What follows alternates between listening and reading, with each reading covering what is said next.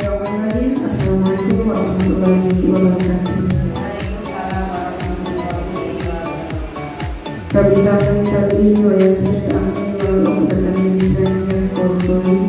Yang saya hormati Ibu Kepala Sekolah SD Tamasari 2, yang saya hormati Dewan Guru Bapak dan Ibu SD Tamasari 2, yang alhamdulillah meskipun jam pulangnya kita masih bisa melakukan kegiatan siang hari ini. Pertama-tama marilah kita panjatkan rasa puji syukur kita kepada Allah Subhanahu wa Ta'ala.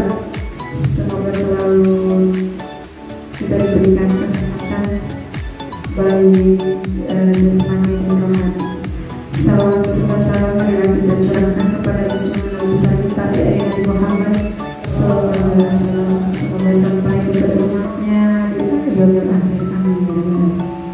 Baiklah, marilah kita buka acara siang hari ini dengan bersama-sama membaca basmalah. Bismillahirrahmanirrahim. Acara selanjutnya yaitu menyanyikan lagu Indonesia.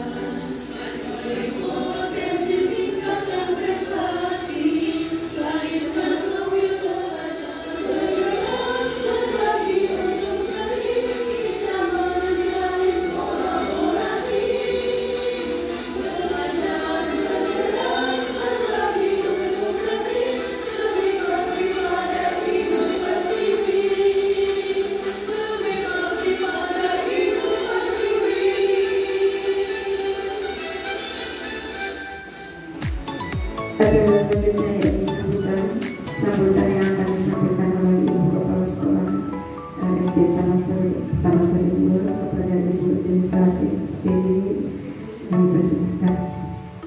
Assalamualaikum warahmatullahi wabarakatuh. Waalaikumsalam warahmatullahi wabarakatuh. Alhamdulillah.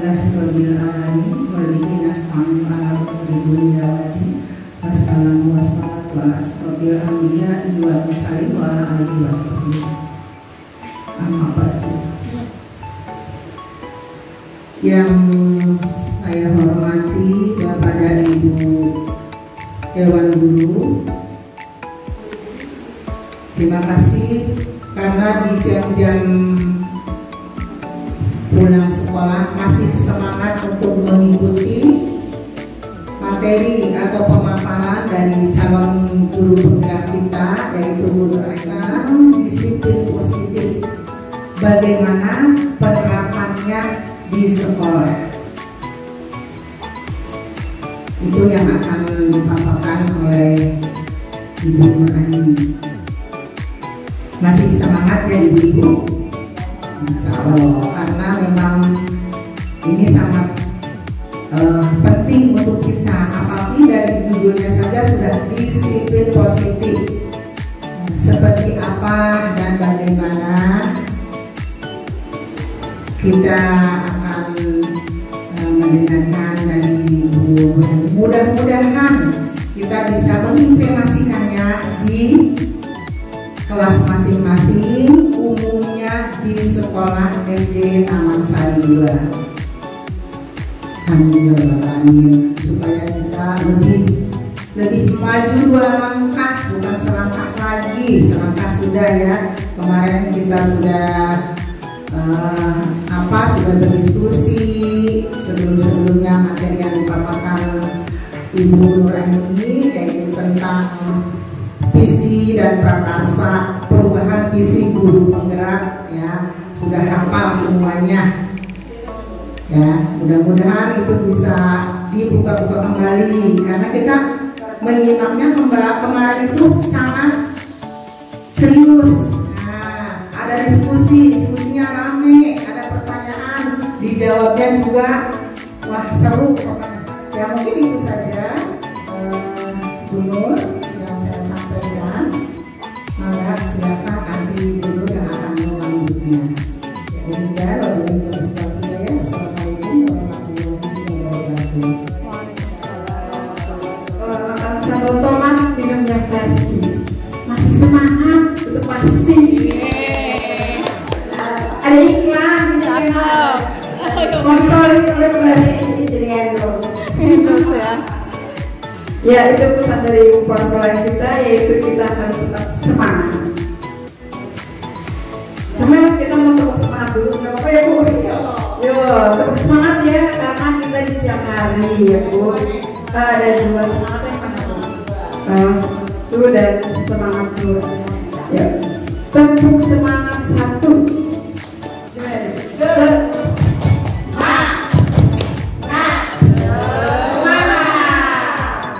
Ya, tepuk semangat 2. Aku bisa melakukan yang terbaik. Bisa, yes.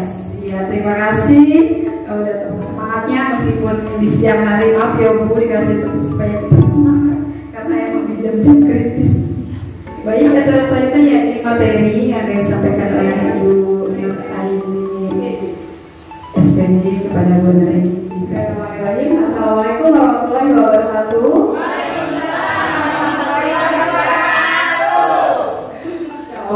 Masya Allah, luar biasa ya semangat hari ini. Walaupun siang-siang seperti ini sudah dari aktivitas pagi mengajar bersama anak-anak. Nah, bismillahirrahmanirrahim. Alhamdulillahirobbilalamin. Puji syukur kehadirat Allah Subhanahu wa Ta'ala yang telah memberikan kita nikmat sehat, sehingga hari ini, siang ini, kita semua bisa berkumpul di tempat ini untuk saya berbagi pemahaman mengenai budaya positif di kelas dan lingkungan sekolah. Salawat serta salam semoga tetap berlimpah curah kepada junjungan kita Nabi besar Muhammad Sallallahu Alaihi Wasallam. Yang kami hormati Ibu Kepala Sekolah SD Negeri Taman Sari 2, yang saya banggakan Bapak dan Ibu Dewan Guru SD Negeri Taman Sari 2 yang masih luar biasa semangatnya pada siang hari ini. Semoga apa yang kita akan pelajari hari ini membawa manfaat, kemudian bisa sama-sama kita belajar mengimplementasikan di sekolah kita tercinta ini. Tidak ada kata yang lain selain terima kasih Bapak dan Ibu dukungannya yang luar biasa selama saya mengikuti kegiatan ini dari awal sampai dengan sudah sekarang modul 1.4, dan ini harus kita sama-sama belajar mengenai budaya positif ini dari awal supaya nanti kita bisa mengimplementasikannya, kita punya dasar gitu. Nah, baik, dimulai saja Bapak dan Ibu. Ini sebetulnya sih materi dan sekalian sharing saja nanti bersama gitu. Next, boleh.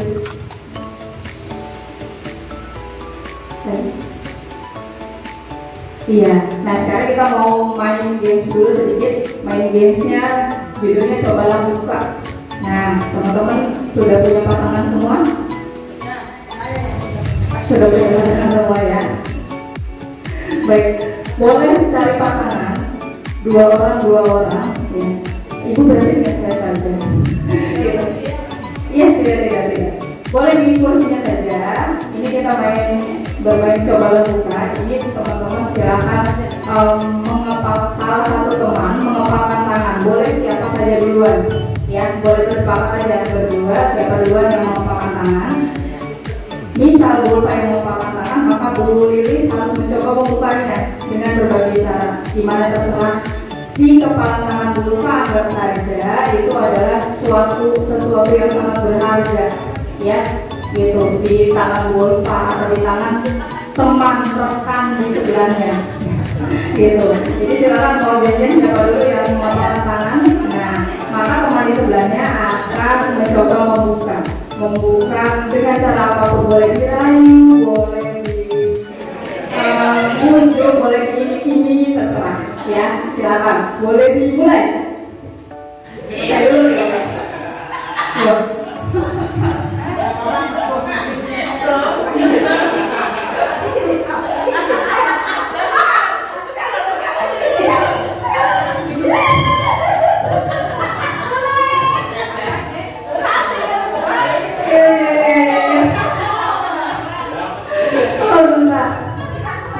Gimana?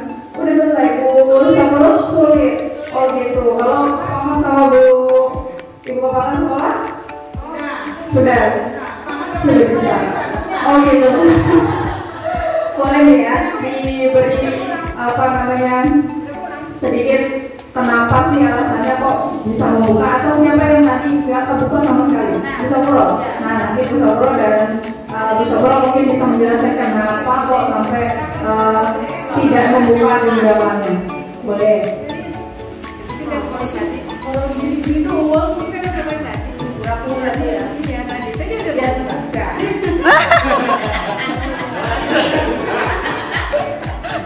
Ayo. Saya yang ngepak tapi bukan saya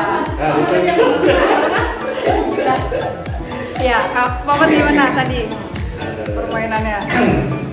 Dari permainan kepalan banyak bingung nih mau megang. Papa ngebuka apa menutup kepalanya? Iya, kalau saya ngebuka gitu. Berhasil dibuka. Kenapa Papa bisa terbuka genggamannya? Diapain sama Bu kepala? Enggak, soalnya yang kepala itu berkepala gitu. Oh gitu. Nah, bingung mau megang. Ini yang buka sendiri. Permainan kepala tangan tadi cobalah buka. Bu Sapro yang menutup atau yang tetap menutup? Yang menutup. Sudah kenapa ditutup genggamannya nggak bisa dibuka? Karena ada sesuatu yang berharga, jadi tidak bisa orang lain mengambilnya. Gitu. Oke. Bertahan. Iya. Di Bu Neti tadi usahanya apa? Berusaha. Saya kritikin Bu, Iya, saya tetap saya lain juga tetap nggak bisa Bu, karena ada emas di sini. ada yang paling berharga di jari jemari saya. Oke. Terima kasih tadi teman-teman sudah kita mencoba permainan cobalah buka. Ada teman-teman yang tetap pada pendiriannya tidak membuka genggaman, dan ada juga teman-teman yang begitu mudahnya membuka genggaman tersebut.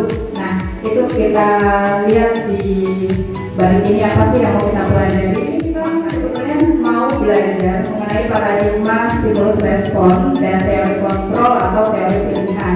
Jadi sebetulnya dari permainan tadi kita bisa ambil pelajaran dari situ bahwa sebetulnya yang punya kendali adalah diri kita sendiri. Iya, kita mau sekuat apapun menggenggam apa yang ada di genggaman kita itu sederhananya gitu. Mau kita diberi perlakuan apapun seperti dirayu, kemudian diiming-imingi dan lain-lain gitu, kalau kita sendiri tidak mengizinkan genggaman ini terbuka maka nggak akan gitu. Tapi kalau misalnya kita memang niatnya yuk udah berbagi aja gitu, jadi tanpa hal tersebut pun kita bisa dengan mudah membuka. Tapi kan tadi di situ di permainan anggaplah di dalam genggaman itu sesuatu yang sangat berharga gitu ya. Jadi intinya adalah kendali apapun itu sebetulnya dari diri kita sendiri.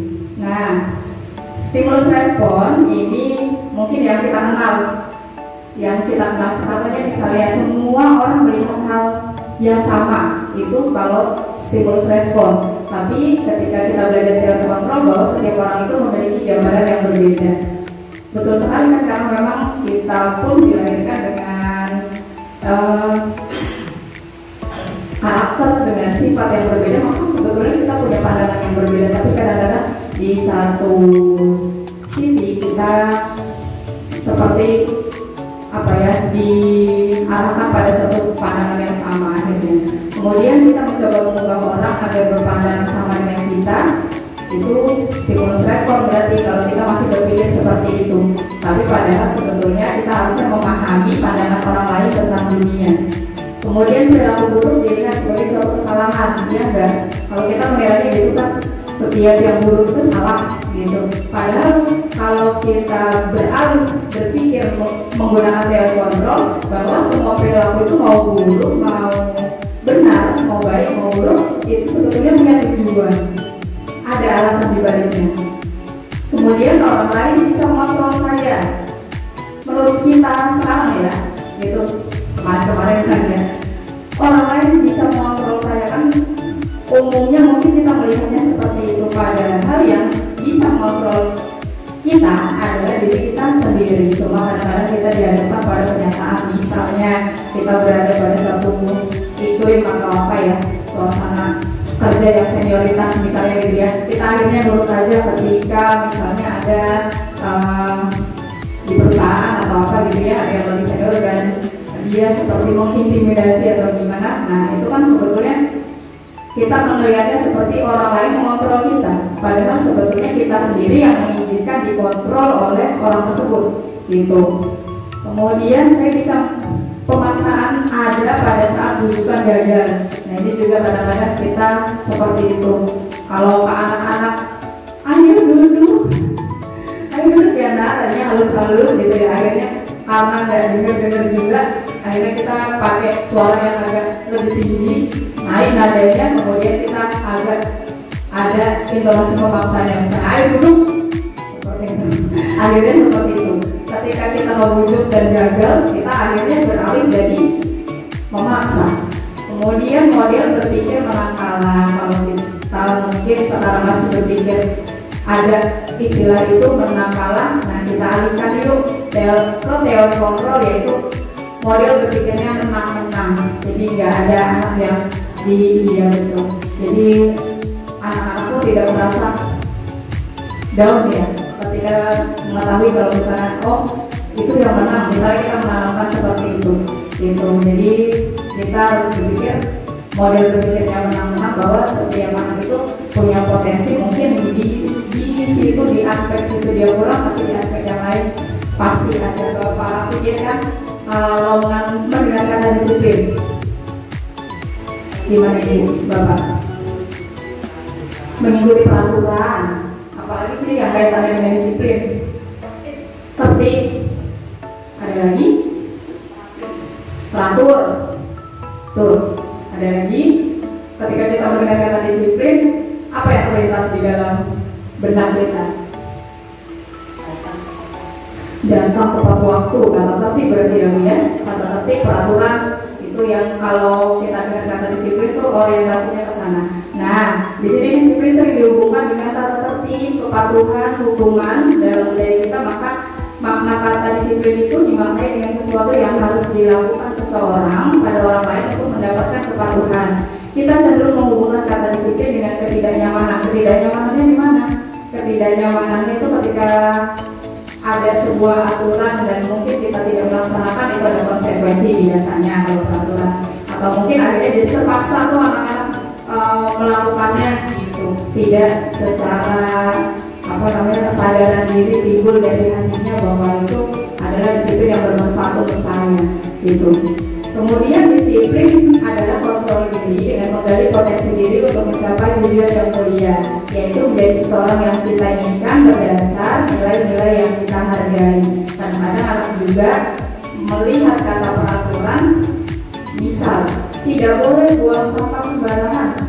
Dia melihat itu sebagai sebuah aturan saja, tapi sebetulnya kan kita buat itu karena kita punya tujuan di baliknya. Ada maknanya, ada nilai yang sebetulnya pengen kita dapat dari situ. Tapi karena kata-katanya tidak boleh buang sampah sembarangan, hanya kata itu aja mungkin yang anak-anak baca. Udah akhirnya jadi hanya sekedar peraturan yang maknanya anak juga kurang paham. Gitu. Kemudian biasanya penerapan disiplin positif ini gitu ada beberapa motivasinya itu yang pertama untuk menghindari hubungan atau ketidaknyamanan. Biasanya anak-anak menaati peraturan itu kenapa kamu datang lebih cepat misalnya, masukin jam 7 datangnya jam 7 kurang, kenapa? Biasanya kalau nanya anak-anak kan pasti jawabnya saya takut dihukum, atau mungkin nanti saya ditegur dulu misalnya gitu. Ya itu salah satu contoh untuk menghindari hukuman atau ketidaknyamanan. Kemudian ada lagi yang untuk mendapatkan imbalan atau penghargaan. Ada juga mungkin ada yang memang ya namanya imbalan itu kan bentuknya seperti hadiah, apresiasi dan sebagainya, reward. Iya, siapa tahu mungkin ada juga orang tua atau kita sendiri mungkin ya pernah misalnya ketika anak mendapatkan nilai yang baik, ujiannya atau ulangannya nilainya sempurna 100, nah kita kasih apresiasi. Ya apapun, bisa bentuknya verbal atau mungkin barang, hadiah dan sebagainya. Iya, permen walaupun cuma sekedar permen ya. Kemudian ada lagi untuk menghargai diri sendiri. Nah yang untuk menghargai diri sendiri ini sih yang lebih mendekati nih disiplin positif. Bagian universal. Ini adalah sikap-sikap positif manusia, nilai-nilai atau prinsip-prinsip mulia yang disepakati bersama, lepas dari suku bangsa, agama, bahasa maupun latar belakangnya. Ini kalau nilai-nilai kebajikan universal itu ya sifatnya masih umum sebetulnya. Ini kan sering kita kenal dan itu universal aja buat semuanya global. Gitu ya. Di antaranya ada kesehatan, keselamatan, empati, komitmen, kebahagiaan, keadilan, gotong royong, dan kreatif. Itu nilai-nilai kebajikan universal. Ini nanti kita akan ada hubungannya dengan keyakinan kelas. Disiplin positif karena motivasi internal. Itu gambarnya gambar apa ya? Nomor 1 aja dulu. Siapa yang bisa menanggapi?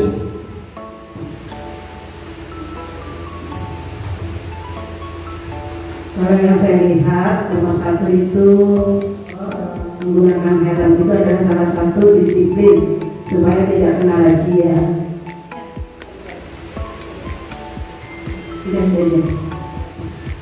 Ya, kalau gambar yang pertama menurut Bu Haji ini adalah peraturan ya ketika kita mengendarai kendaraan. Itu terutama ini kan kalau sebenarnya tujuannya buat apa sih pakai helm? Iya, betul sekali. Kita kadang-kadang kalau ini pahamnya peraturan ini adalah ya supaya ya nggak ditilang dan lain-lain gitu ya. Tapi padahal di situ ada nilai-nilai kebajikannya yaitu keselamatan. Kemudian yang kedua boleh yang lain silakan. Langsung aja nggak apa-apa ditanggapi. Ditanggapi yang kedua. Yang kedua juga berapa sih? Bersih-bersih ya? Iya, lagi bersih-bersih atau gotong royong lah istilahnya, tapi di rumah gitu. Nah itu sebetulnya tujuannya apa? Tujuannya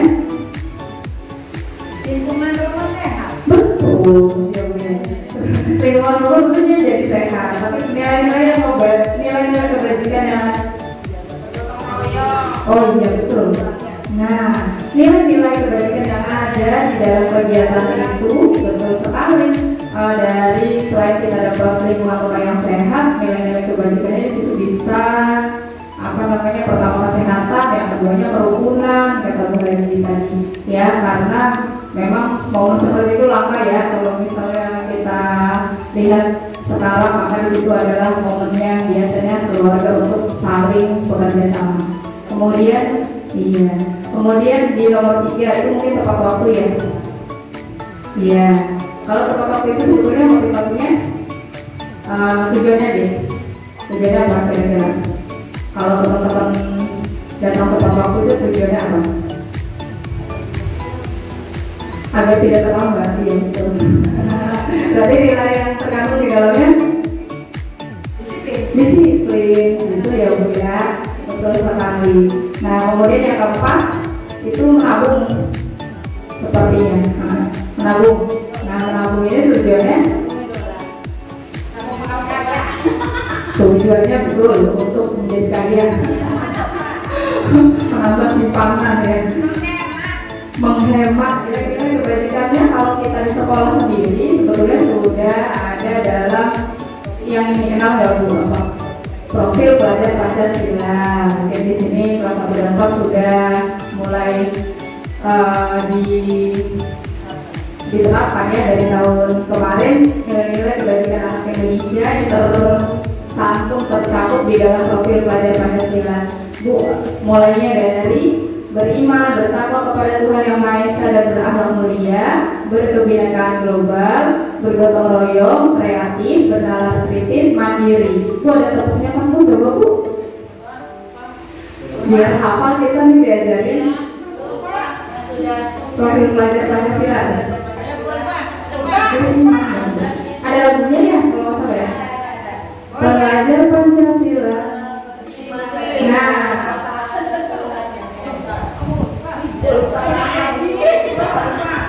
Pancasila beriman dan bertakwa pada Tuhan Yang Esa dan berakhlak mulia, berkebinekaan global, kreatif dan bernalar kritis. Ibu berdiri Bu, berdiri dulu biar nggak langsung. Ya.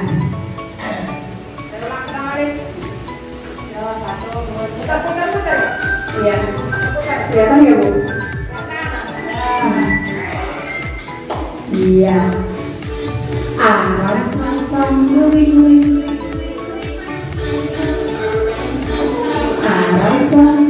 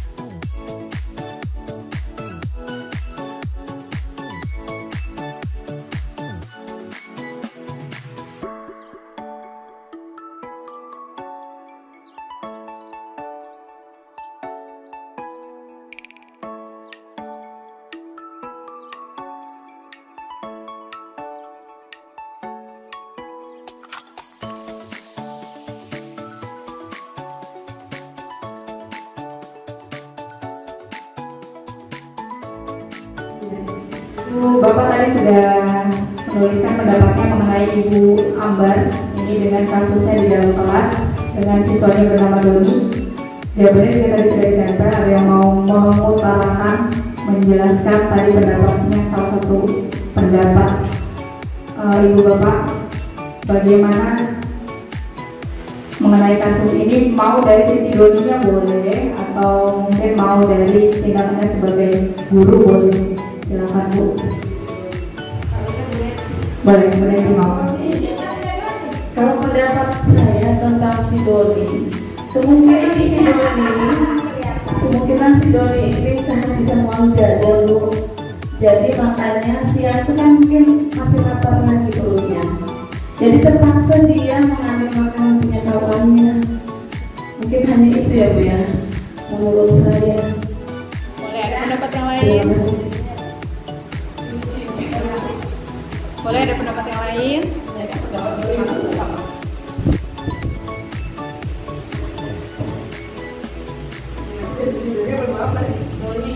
Dari saya kata dari sisi Doni ya.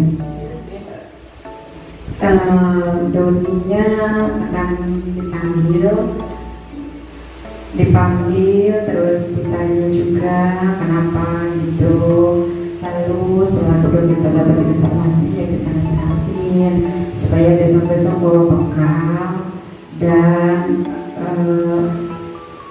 memberitahukan kepada orang tuanya supaya bekalnya enggak mie lagi. Takutnya temennya bawa yang enak-enak kan, jadi mogok.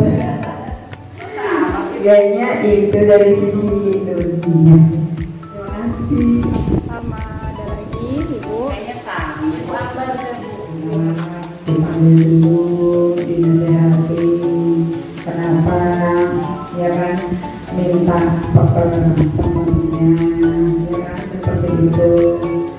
Apakah bekal dari rumah tidak cukup seperti itu ya.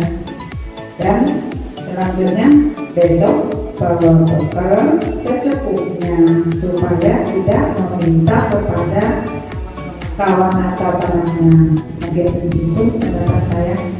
Di kelas 2 ya, jadi anaknya masih otaknya masih belum berkembang lah ya, masih aluman lah gitu ya. Nah di sini kan permasalahannya Doni ini sering meminta bekal pada temannya ya. Saya sebagai guru, misalnya Bu Ambar lah ya, Bu Ambar menegur Doni dengan cara lemah lembut dan ditanya, mungkin sambil dielus-elus kepalanya atau pundaknya. Hari ini kan kelas 2 ya, ditanya kenapa sering meminta bekal temannya. Nah dari sini nanti akan terlihat apa masalahnya. Mungkin juga Doni tidak membawa bekal ya, karena orang tuanya nggak sempat membawakan bekalnya. Terus kedua juga kemungkinan dibawa bekal sedikit ya, terus uang jajannya juga sedikit gitu ya.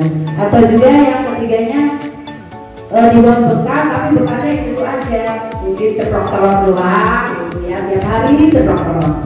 Misalnya hanya mie aja, begitu makan bareng-bareng lihat temannya ada yang pakai ayam gitu. Jadi solusinya orang tuanya di telepon gitu ya, ditanya kenapa bener gak nih Doni seperti ini begini.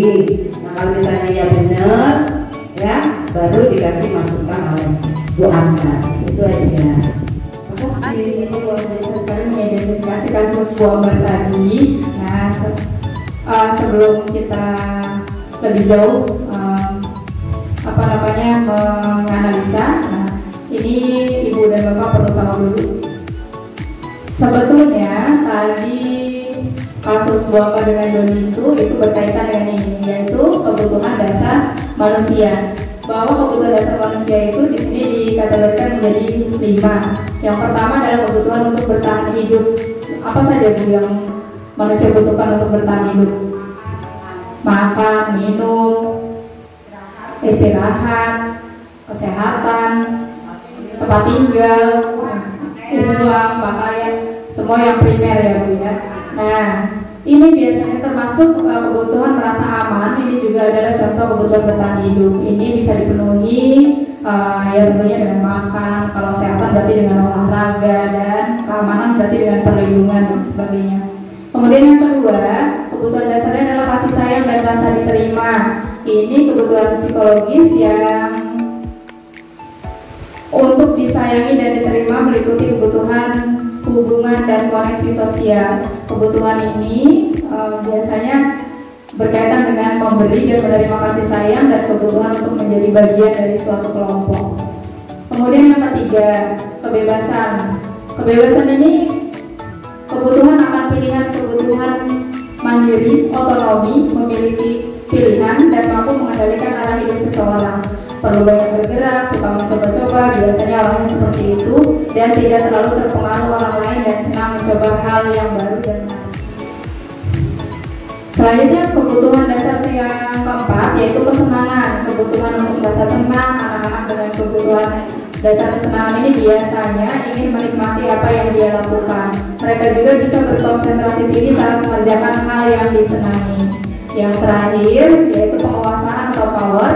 Kebutuhan pengakuan atas kemampuan kekuatan untuk mencapai sesuatu, menjadi kompeten, menjadi terampil, diakui atas prestasi dan keterampilan kita, didengarkan dan memiliki rasa harga diri. Ini meliputi keinginan untuk dianggap berharga biasanya kalau orang-orang dengan kebutuhan penguasaan, dan bisa membuat perbedaan, bisa membuat pencapaian, kompeten, diakui, dihormati. Ini merupakan meliputi self esteem dan keinginan untuk meninggalkan pengaruh. Nah, dapatkah Anda memprediksi kira-kira siswa mana yang memiliki kebutuhan dasar yang tinggi akan penguasaan, kebebasan, kesenangan, atau kasih sayang dan rasa diterima? Kita punya murid di kelas minimal 20 ke atas ya, siswanya. Bisa nggak secara, ya mungkin kalau baru berjalan seperti ini, tahun ajaran baru kita masih dalam tahap mengenal, tapi lama-kelamaan kita biasanya bisa tahu nih anak-anak mana yang butuh kebutuhan dasarnya seperti penguasaan, kelihatannya orang yang suka ngatur-ngatur dan sebagainya gitu ya, nggak mau diatur misalnya. Atau kemudian siapa lagi anak-anak yang butuh kebutuhan dasarnya kebebasan, nggak bisa diem misalnya, pengennya belajar itu ya nggak di meja, harus jalan-jalan dan sebagainya. Atau juga ada yang kebutuhan dasarnya kasih sayang, rasa diterima, atau malah bertahan hidup seperti yang tadi. Nah, kemudian kebutuhan dasar mana yang sedang bisa dipenuhi oleh siswa ketika melakukan sebuah tindakan tertentu. Sama seperti Doni yang tadi, Doni juga itu punya kebutuhan dasar. Sebetulnya kita juga memang betul sekali yang tadi Bapak dan Ibu guru bilang, kita harus tahu latar belakangnya dulu itu bersikap seperti itu.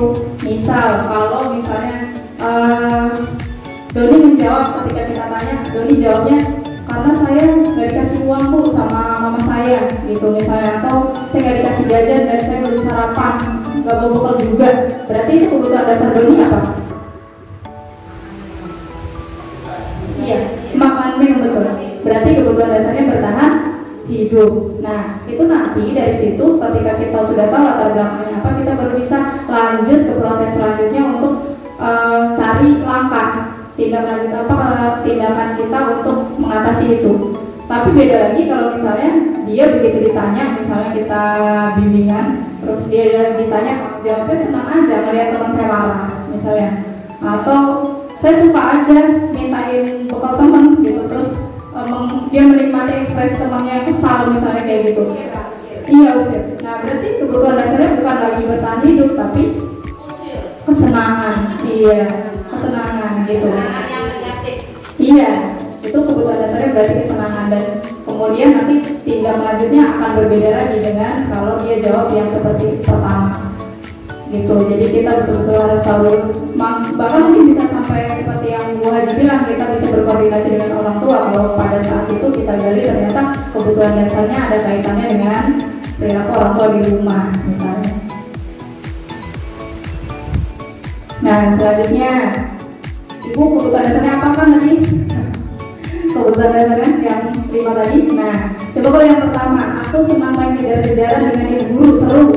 Nah, itu berarti kebutuhan dasarnya apa? Sekali boleh disini. Ya. Di sini ada studi kasus yang dimana nomor 1, aku senang main kejar-kejaran dengan ibu guru, seru. Ya, kebutuhan dasarnya itu kesenangan. Yang nomor 2 boleh Ibu sekolah melanggar.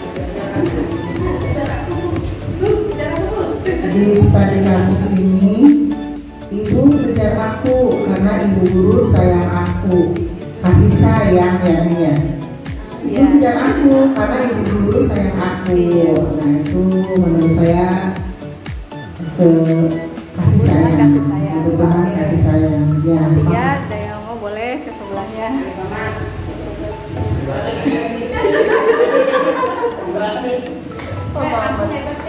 Aku hebat kan, bisa bikin ibu guru kejar aku.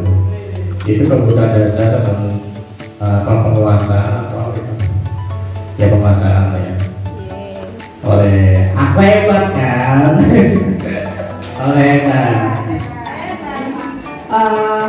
Yang studi kasus tadi jawabannya tepat semua ya Ibu Bapak, berarti Bapak dan Ibu sudah bisa mengidentifikasi kebutuhan dasar dari manusia yang 5 tadi. Kemudian selanjutnya dunia berkualitas. Dunia berkualitas itu tempat khusus dalam pikiran Anda atau pikiran kita yang berisi orang-orang atau hal-hal apa saja yang terbaik dalam hidup kita. Ini membuat Anda merasa bahagia dan terpenuhi kebutuhan dasarnya. Murid kita juga punya gambaran dunia berkualitas mereka. Guru dapat membangun interaksi yang memberdayakan dan memerdekakan murid, maka murid akan meletakkan dirinya sendiri sebagai individu yang positif dan dunia berkualitas karena mereka menghargai nilai-nilai kebajikan. Dunia berkualitas ini biasanya berisi orang-orang yang paling penting dalam hidup kita, kemudian nilai-nilai kebajikan yang terpenting juga dalam hidup kita. Kemudian kalau bayangan tentang orang yang ideal, itu biasanya seperti itu, karakter atau sifat yang paling diinginkan ada pada diri kita.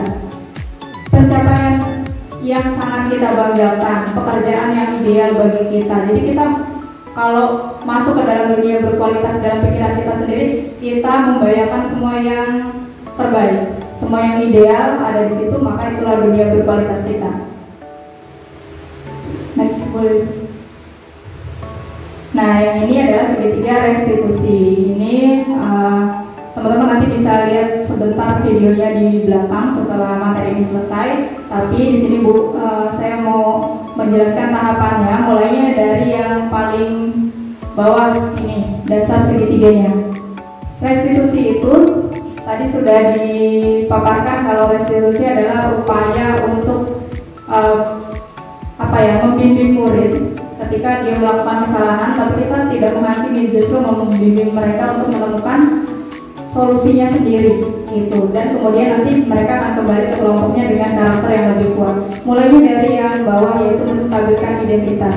Jadi di situ nanti anak-anak tidak langsung disalahkan ketika dia berbuat salah, tapi kita mesti menstabilkan emosinya dulu. Jadi jangan nambah-nambahin justru merasa bersalah gitu ya. Misal dengan kata-kata, setiap orang pernah melakukan kesalahan seperti itu. Kemudian kamu juga bukan satu-satunya orang, ini kayak teman kemarin juga, teman kamu yang kemarin juga pernah melakukan hal itu nggak apa-apa. Kemudian yang kedua adalah yang sebelah kiri sini, yaitu validasi tindakan yang salah. Validasi itu kan berarti kan memvalidasi ya? Iya, misalkan tindakan yang salah, tapi tidak seperti itu maksud di baliknya. Bahwa iya betul, kita harus lihat dulu alasan anak tersebut melakukan hal tersebut itu apa. Nanti ketika dia sudah mengungkapkan, baru kita masuk ke tahapan yang ketiga, yaitu menanyakan keyakinan. Jadi keyakinan apa yang kamu percaya, atau kita punya keyakinan keras yang telah kita sepakati, menurut kamu melanggar atau tidak, melanggarnya yang mana, seperti itu. Ya, ini salah satu contohnya ya Ibu Bapak, sebetulnya masih banyak sekali caranya.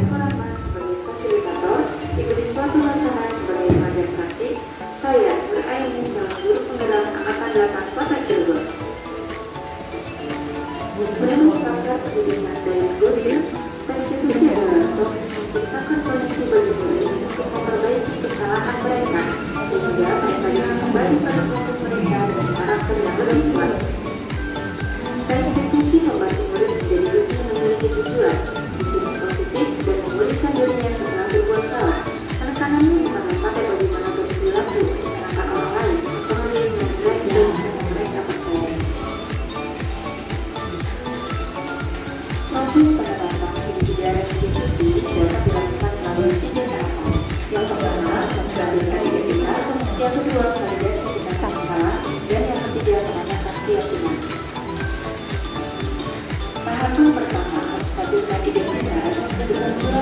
Sebaiknya kita sangat dari orang yang gagal atau melakukan kesalahan menjadi orang yang sukses.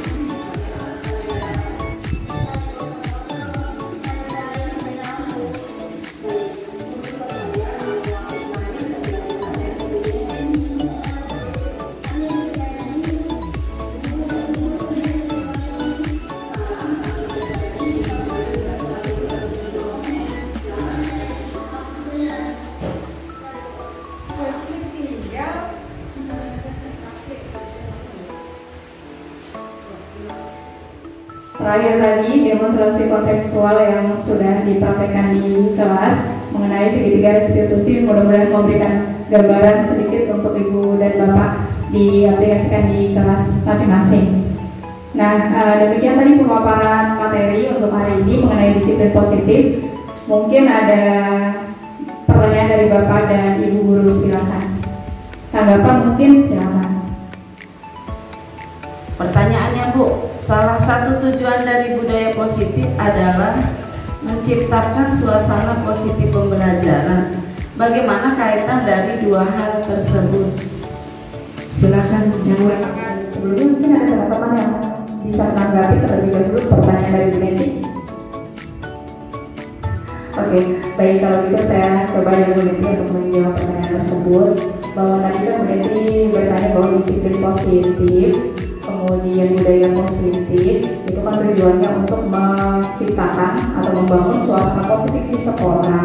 Betul sekali, dan itu kaitannya sangat erat karena suasana positif di sekolah itu begitu penting untuk membuat anak-anak itu merasa nyaman dan aman belajar di sekolah gitu. Kemudian dengan perasaan aman dan nyaman itu kita harapkan anak-anak bisa lebih siap untuk menerima pembelajaran. Nah, itu iklim positif tersebut gitu ya diharapkan juga akhirnya bermuara pada pembelajaran yang lebih bermakna. Seperti itu, Bu Neti. Ada tanggapan lain? Atau mungkin dari teman-teman lain yang punya pertanyaan? Terima kasih atas kesempatannya. Tadi sudah banyak sekali yang dipaparkan oleh Bu Nur mengenai budaya positif. Salah satunya adalah disiplin kelas. Ya. Di sini saya punya masalah problem di kelas ya atau di sekolah. Contoh yang pertama, salah satunya ya, kalau anak terlambat datang saat upacara, sanksi apa yang harus dilakukan?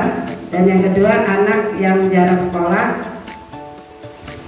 anak yang jarang sekolah. Nah, apa solusi yang efektif? Nah, ini berhubungan dengan membangun budaya positif. Jadi solusinya apa nih untuk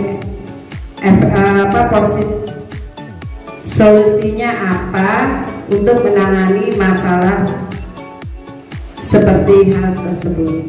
Jadi yang positifnya, nah itu kan salah satu budaya ya Bu Nur ya. Itu aja. Terima kasih. Ya, selanjutnya untuk pertanyaan kedua dari Ibu Haji Elia untuk mengatasi masalah yang tadi Ibu sampaikan bahwa ada beberapa pelanggaran seperti terlambat, kemudian jarang masuk sekolah gitu ya.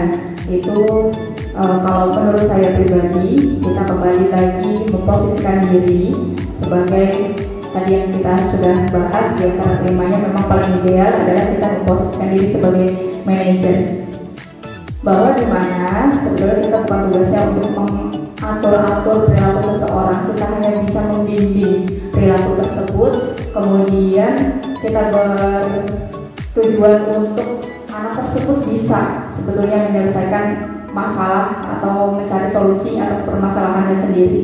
Kemudian kita juga berharap dari bimbingan-bimbingan tersebut kita akan dapat nantinya menanamkan keyakinan-keyakinan yang baik yang kemudian nanti tertanam dalam diri murid tersebut dan akhirnya bisa kembali ke kelompoknya menjadi murid atau menjadi anak yang berkarakter lebih kuat. Jadi kalau misalnya dari anak tersebut sendiri tidak kuat keinginannya untuk berubah, sering terlambat, gak masuk sekolah, tapi tidak dibarengi dengan niat atau keyakinan bahwa sebetulnya dia mampu untuk merubah hal tersebut, kita agak sulit. Maka kita adalah tugasnya membimbing mereka untuk menemukan keyakinan-keyakinan yang sehingga itu bisa menjadi fondasi untuk mereka membentuk karakter mereka yang lebih baik gitu. Bisa kemudian juga kita jangan lupa, karena budaya positif itu bukan cuma tugas kita sendiri sebagai guru, tapi perlu keterlibatan dari semua warga sekolah. Kalau memang dirasa perlu untuk berkoordinasi dengan orang tua, kemudian dengan kepala sekolah atau dengan guru mata pelajaran lainnya, itu juga bisa dilakukan. Jadi kita bisa berkolaborasi dengan warga sekolah, bahkan sampai kepada orang tua untuk menyelesaikan hal tersebut. Tapi paling tidak kita dapat memposisikan diri lebih tepat. Ya Ibu, aku ingin bertanya, apa sih perbedaan keyakinan kelas dan peraturan itu? Terima kasih. Baik, untuk pertanyaan yang ketiga dari Ibu Lilis mengenai perbedaan dari keyakinan kelas dan peraturan. Kalau peraturan kelas itu serangkaian kata-kata yang kadang-kadang anak sendiri tidak mengetahui makna atau tujuan mulia di baliknya gitu. Jadi di dalam peraturan itu, misal kita buat peraturan jangan membuang sampah sembarangan, itu hanya untuk anak mungkin serangkaian kata-kata saja yang bersifat mengatur gitu. Tapi kita anak-anak itu perlu memahami lebih dalam nilai kebaikan apa yang ada di baliknya, itu mereka sepertinya belum paham.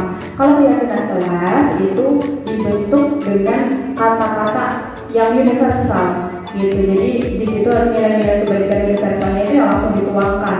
Jadi kata-katanya pun sedikit tidak panjang sehingga mudah dipahami, mudah diingat gitu. Kemudian juga bisa tertanam di dalam diri mereka itu sebagai nilai kebaikan yang mereka yakini. Kemudian pada saat pembentukannya juga, biasanya kalau peraturan sudah ditentukan oleh guru atau sekolah, tapi kalau keyakinan kelas kita membuatnya bersama-sama warga sekolah. Jadi murid-murid ide-idenya kemudian ditampung, ditulis, dicatat, kemudian nanti disimpulkan menjadi kalimat-kalimat yang positif untuk kemudian dibentuk sebagai keyakinan kelas. Di situ nanti akan disepakati bersama-sama, bisa ditandatangani bersama, kemudian kita akan menyepakati bahwa itu adalah tanggung jawab dari kita semua untuk melaksanakannya. Seperti itu, Boris. Izin bertanya, tadi sudah ada pemaparan beberapa dasar restitusi. Saya mau tanya dulu, bisakah restitusi ini diterapkan di kelas rendah? Makasih.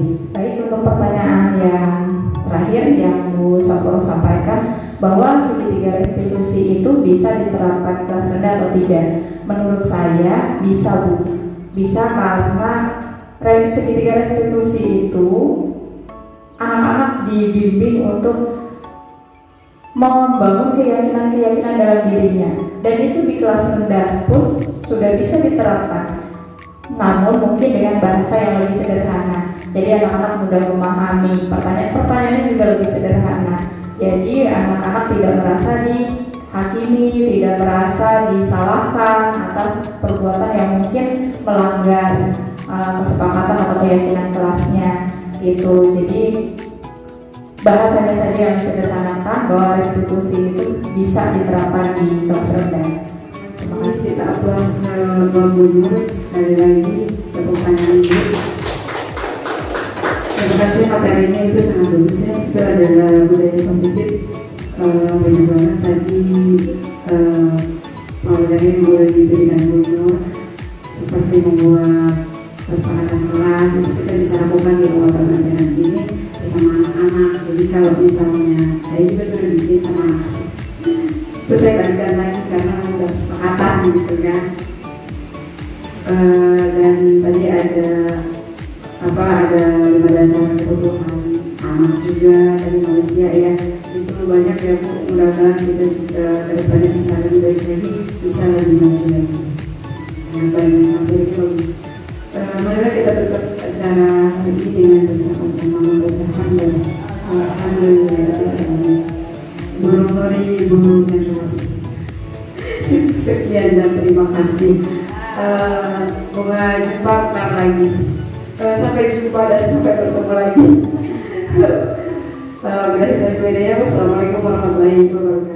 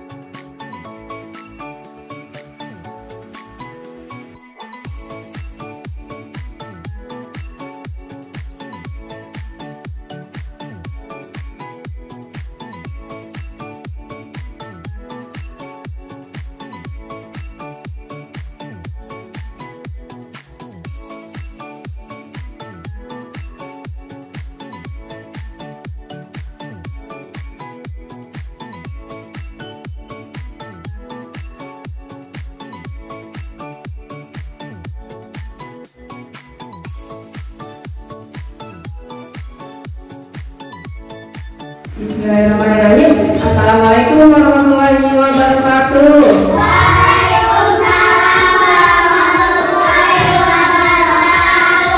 Baik, alhamdulillahirrahmanirrahim. Terima kasih hari ini anak-anak semua sudah bisa hadir. Sehat semua hari ini? Alhamdulillahirrahmanirrahim. Nah, teman-teman, hari ini Bu Guru ingin mengajak kalian semua untuk membuat keyakinan kelas. Ya, keyakinan kelas itu apa? Keyakinan kelas itu adalah hal-hal baik yang kita yakini bersama-sama untuk diterapkan di kelas kita. Betul sekali. Nah, ini harus atas kesepakatan bersama. Tidak boleh guru yang menentukan. Jadi teman-teman nanti silakan ajukan pendapatnya. Masing-masing satu hal baik yang kita yakini, ya. Nanti ditulis di dalam kertas ini, masing-masing akan dapat satu, ya. Bu Guru minta tolong ya, Adek. Semua dapat satu lembar kertas, ya. Satu lembar kertas. Di kertas tersebut teman-teman silakan tulis satu hal baik apa yang kamu inginkan ada di kelas ini.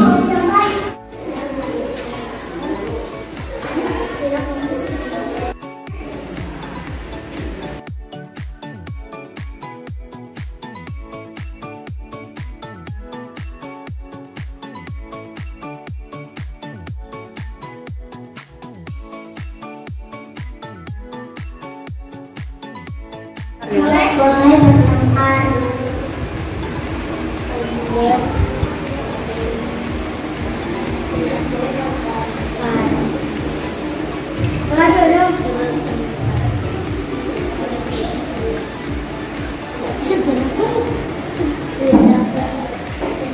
Baca dia. Tidak boleh baca nanti. Tidak bermusuhan. Tidak bermusuhan. Tidak boleh berbohong. Tidak bermusuhan.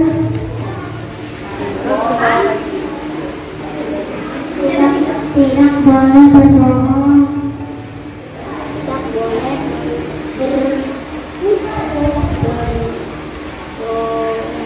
Tidak boleh.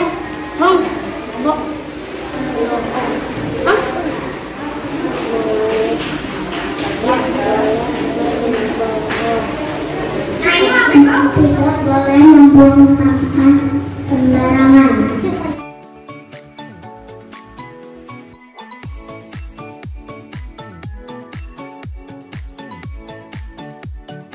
Sekarang kata-kata yang tertulis yang ada di papan tulis yang tadi sudah teman-teman tulis satu kalimat baik yang kalian inginkan ada di kelas ini sudah ditulis diketik oleh Ranu. Kemudian di sini bisa kita baca bersama-sama. Ada tidak boleh bawa HP, tidak boleh bertengkar, tidak boleh bermusuhan, tidak boleh berbohong, tidak boleh buang sampah sembarangan, tidak boleh berbuat jahat, tidak boleh jajan sembarangan. Nah,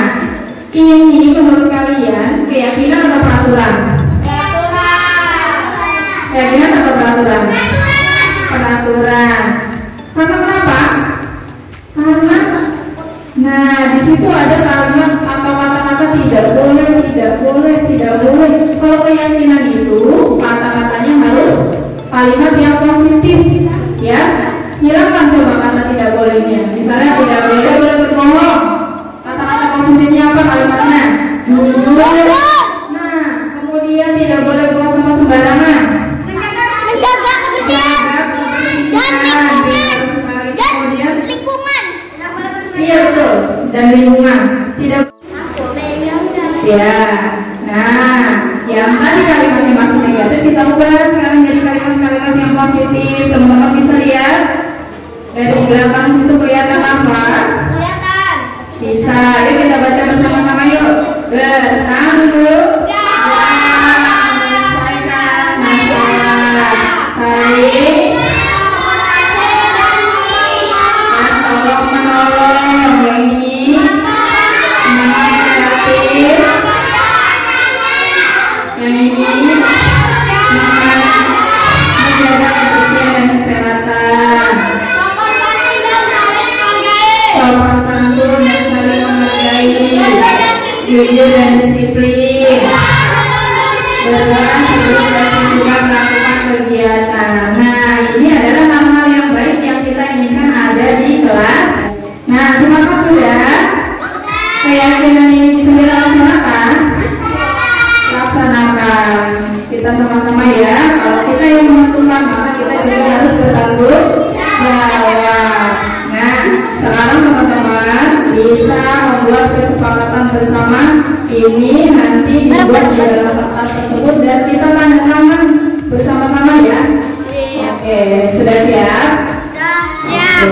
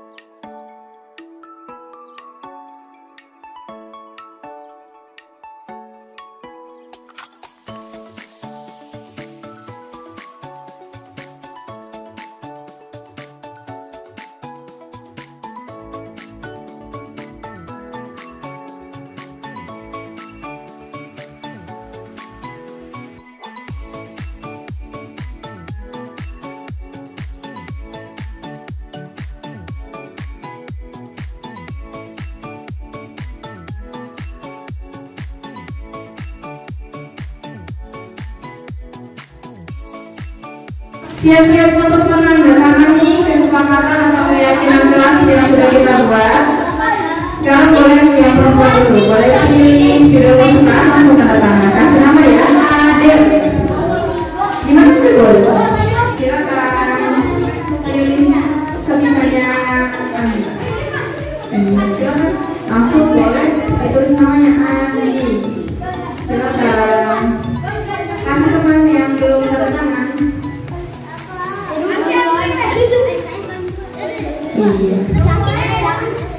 Iya, dia biar kelihatan.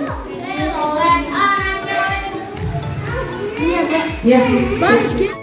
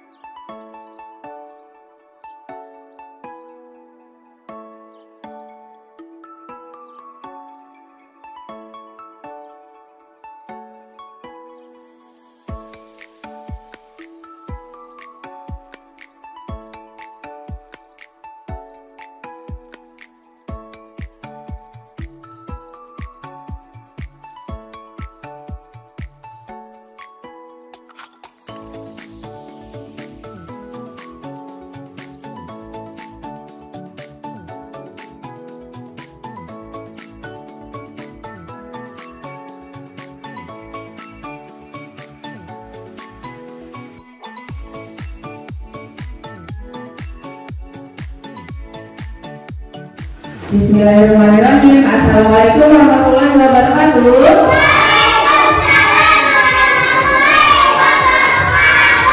Ya, walaupun banyak yang tidak hadir, tapi suaranya semangat sekali, hebat. Hari ini sehat semuanya? Sehat.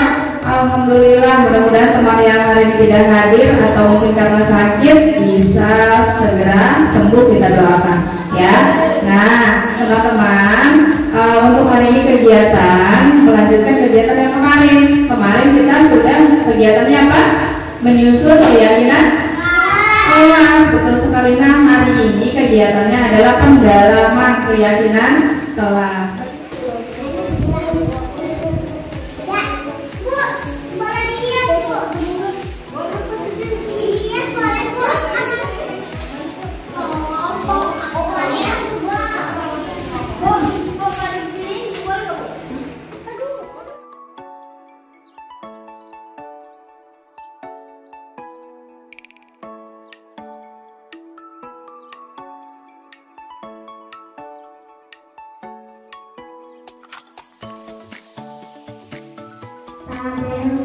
Disiplin tampak seperti menjalankan keyakinan kelas, hadir tepat waktu, menjaga kebersihan kelas. Assalamualaikum warahmatullahi wabarakatuh. Tabelnya sopan santun, terlihat berempati terhadap perasaan orang lain, senantiasa tugasnya bukan bermain sepanjang pelajaran, menolak dukungan dari guru, berkelahi, menyakiti teman.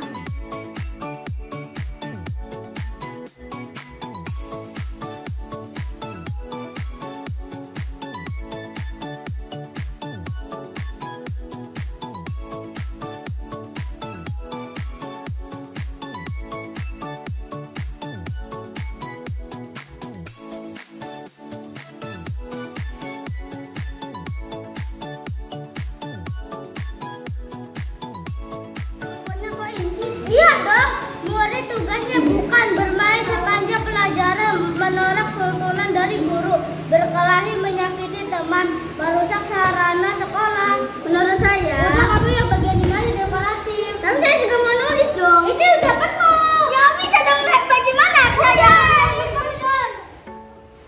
Lalu, Feldi.